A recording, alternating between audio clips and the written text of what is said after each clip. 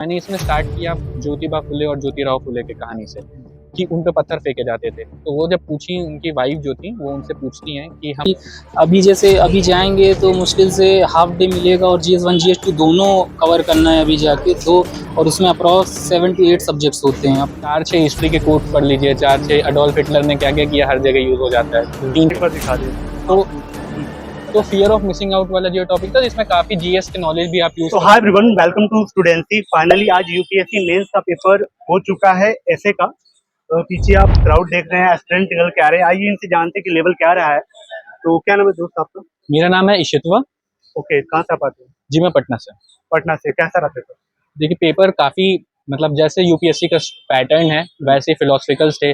Certain topics ऐसे थे जिसमें आप थोड़ा जीएस का यूज कर सकते थे, स्पेशली जैसे टॉपिक जो 4 पहले आते हैं 4 बाद में आते हैं। सेक्शन बी के जो पहला टॉपिक था वो था social media is triggering fear of missing out आप करके। एक बार दिखा दे।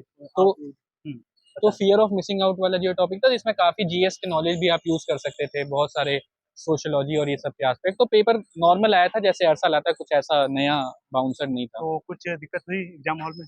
देखिए एग्जाम हॉल में दिक्कत तो क्वेश्चन से ज़्यादा आपको मेंटली रहती है कि आपको ऑन द स्पॉट सोचने आना चाहिए।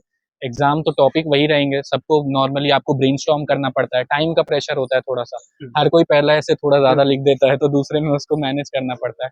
बाकी सही था, बाकी क्वेश्चन को लेकर के ऐसी कोई दिक्कत नहीं थी, सारे टॉपिक ऐसे थे जिसपे लिखे जा सकते थे ये अगर कोई अटेम्प्ट पढ़ा। कौन सा था आपका? जी मेरा पहला ही अटेम्प्ट। पहला अटेम्प्ट में आप मेंस तक पहुंचे, क्या फीलिंग है? बैठे थे तो क्या चल रहा था? नहीं फीलिंग तो अच्छी है, मैं ज़्यादा कुछ सोच के आया नहीं था इस एग्जाम में। मेरे लिए बस ये इंजॉय वाला ही अटेम्प्ट है ऐसा कि मैं नॉर्मल एग्जाम दूं, ज़्यादा सोचूं नहीं क्या तो कैसे पहली होना है। अटेम्प्ट में यहाँ तक पहुंचना, तो या तो कोचिंग में हेल्प ली हो आपने? नहीं मैंने जीएस के लिए तो कोई कोचिंग नहीं लिया। जीएस फाउंडेशन कोई नहीं है, नहीं बस नहीं फाउंडेशन मेंटरशिप कोचिंग। और टेस्ट सीरीज वगैरह हाँ हाँ, होते हैं। अभी जैसी ये जो मेंस के लिए स्टार्ट होती है ना प्रीलिम्स के बाद, तो वो मैंने एक मेंटरशिप ली थी बस, टेस्ट सीरीज टाइप की, तो उसके लिए। बाकी फाउंडेशन कोई नहीं है। अगर हम पीवाईक्यू को देखें, आपने कितने पीवाईक्यू लगभग देखे थे ऐसे को लेके, उस हिसाब से यहाँ पे माइंडसेट प्लेस हो पाया था आपका? जो आपके कीवर्ड थे, आपके जो थॉट थे, वो सारी चीजें। देखिए ये तो है कि कुछ थीम जो है यूपीएससी में वो बहुत नॉर्मल है। आप अगर कुछ कुछ आइडियाज पे, जैसे कि मानिए परसेप्शन हो गया, रीजनिंग हो गया, या फिर कह लीजिए आउटलुक हो गया सोसाइटी को लेकर के, ये सब आप बेसिक अगर आइडियाज कवर करके गए तो आपको पॉइंट्स वहां जनरेट करने ईजी रहते हैं। 4-6 हिस्ट्री के कोट्स पढ़ लीजिए, 4-6 अडोल्फ हिटलर ने क्या क्या किया, हर जगह यूज हो जाता है। 3-4 टॉपिक में यूज कर सकते हैं आप उसको। तो वही सारी चीजें हैं कि आप प्रैक्टिस पीवाईक्यूज क्या है कि पीवाईक्यूज आपको वो थीम्स बता देंगे कि यूपीएससी एक थीम दे रही है कि आपको करेजियस होना चाहिए, दूसरा थीम होता है कि आपको परसेप्शन बदलना चाहिए। तो ऐसे ऐसे करके जो थीम्स होता है ना, उस पर अगर आप थीम वाइज प्रिपेयर करें बजाय कि पूरे टॉपिक को कर रहे हैं। और आजकल चैट जीपीटी वगैरह पे टॉपिक डालिए, उस पर 10-15 थीम बिल्कुल आ आ जाते जाएंगे हैं, वो तो। बहुत अच्छे से उसमें थीम आ जाते हैं। तो मैं यही कहूंगा कि इससे हो जाता है काम। ओके, आपके डायमेंशन क्या रहे हैं ऐसे को लेके? क्या क्या सोच रहे हैं, क्या क्या आपने वैल्यू डाउन देखिए की? ऐसे को लेकर के मैंने जो मेंटरशिप प्रोग्राम थी तो उसमें इसके अलावा ऐसे का वीडियो था, तो मैंने वो थोड़े बहुत देखे, तो उसमें उन्होंने अप्रोचेस बताए थे। अब बहुत सारे अप्रोचेस सबको पता होंगे जो देख रहे होंगे यूपीएससी वाले कि भाई पेस्टल अप्रोच ये वो, बट वहाँ ऐसा होता है कि आप वो अप्रोच से सोचिए ज्यादा बेटर है, बट लिखिए उसको एक फिलोसफिकल ढंग में। समझ रहे हैं? आप ऐसे लिखिए कि now I am telling about society, तो फिर बहुत ऐसा लगेगा जीएस का जीएस आंसर वाला टाइप हो जाएगा। का। आप सोचिए उस एंगल से कि आप सोसाइटी का एस्पेक्ट सोच रहे हैं, बट उसको फिर लिखिए फिलोसफिकल टाइप में।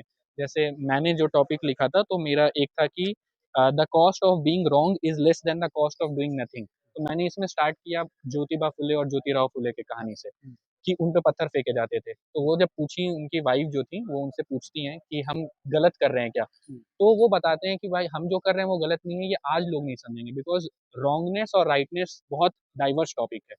ये एरिस्टोटल भी जो एथिक्स पढ़े होंगे वो जानते होंगे कि एरिस्टोटल ने भी कहा कि हम कैसे जज कर सकते हैं ये रॉन्ग है या राइट है। उस वक्त सती प्रथा रॉन्ग थी, आज मतलब उस वक्त राइट थी, आज रॉन्ग है।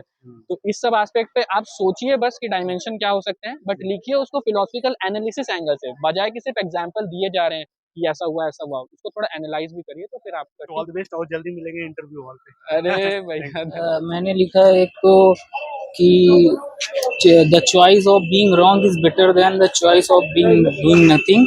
और एक और सेकंड पार्ट में था उसका। ओके, कितना टाइम टेकिंग पूरा आप अपने हिसाब से प्लेस किए, अपने सारे कीवर्ड, अपने थॉट, वो सारी चीजें लग रहा है कि ठीक हुई हैं? हाँ ठीक हुई है, मतलब थोड़ा सा स्ट्रेस का बिल्कुल माहौल होता है। होता है तो इसलिए थोड़ा सा तो उतना तो बेटर नहीं हो पाता है जितना हम लोग टेस्ट सीरीज वगैरह में कर देते हैं। लेकिन हाँ ठीक है, जितना हो पाया उतना करता है सही है। ओके, प्रीवियस ईयर को अगर देखें तो प्रीवियस ईयर के हिसाब से इस बार कुछ चेंज आपको पैटर्न दिखा है, यूपीएससी ने कुछ नहीं पैटर्न नहीं, किया? पैटर्न तो एसी में तो वही पैटर्न रहता है कि 4 एसेस फर्स्ट पार्ट में, 4 एसेस सेकंड पार्ट में, और दोनों में से एक एक अटेम्प्ट करना होता लेवल की बात करें तो है। हाँ, लेवल अप्रॉक्स सेम ही था, जैसे लास्ट ईयर था वैसे ही लेवल था। आपने कितने लगभग टेस्ट सीरीज लगाए थे ऐसे को लेके? ऐसे को मैंने 6 टेस्ट दिए थे। आपका ये कौन सा अटेम्प्ट है और आपका नाम कहाँ है, क्या है और कहाँ से आते हैं? मेरा थर्ड अटेम्प्ट है, सेकंड मेंस है। अच्छा, सेकंड मेंस। हाँ। जो पहला वाला मेंस था आपका, उससे लग रहा है कि ये वाला ऐसे आपका ठीक गया है कि हाँ, उससे बेटर गया है। उससे बेटर गया है? ओवरऑल जो आपको देख रहा है उसको क्या कहना चाहेंगे? एक्चुअली आपकी मैं प्लानिंग जानना चाहूंगा, ये जो 9 पेपर होने वाले हैं इसको लेके आपने क्या अपने माइंडसेट को कर रखा है कि आपके नोट्स कैसे प्लेस करना है, हाँ। किसको कितना दिन देना है, क्या सोच रखा है आपने? मतलब नोट्स होना तो बहुत इंपॉर्टेंट है, मतलब हर सब्जेक्ट वाइज नोट्स होना, GS1 GS2 और सारे सब्जेक्ट वाइज नोट्स होना इम्पोर्टेंट होता है, क्योंकि अभी जैसे अभी जाएंगे तो मुश्किल से हाफ डे मिलेगा और GS1 GS2 दोनों कवर करना है अभी जाके दो, और उसमें अप्रॉक्स 7 to 8 सब्जेक्ट्स होते हैं अपने हाँ, आप में। बिल्कुल। तो इसलिए मतलब नोट्स होना हर सब्जेक्ट के तो बहुत इंपॉर्टेंट होता है, क्योंकि लास्ट टाइम में वही रिवाइज हो पाते हैं और वही चीज़ें दिमाग में रहती हैं। कोचिंग ले रखा है आपने? हाँ, मैंने मतलब टेस्ट सीरीज ली थी और ऑप्शनल कोचिंग की थी, GS तो खुद ही से किया था। अच्छा, जीएस मतलब फाउंडेशन कहीं से नहीं लिया? फाउंडेशन नहीं किया।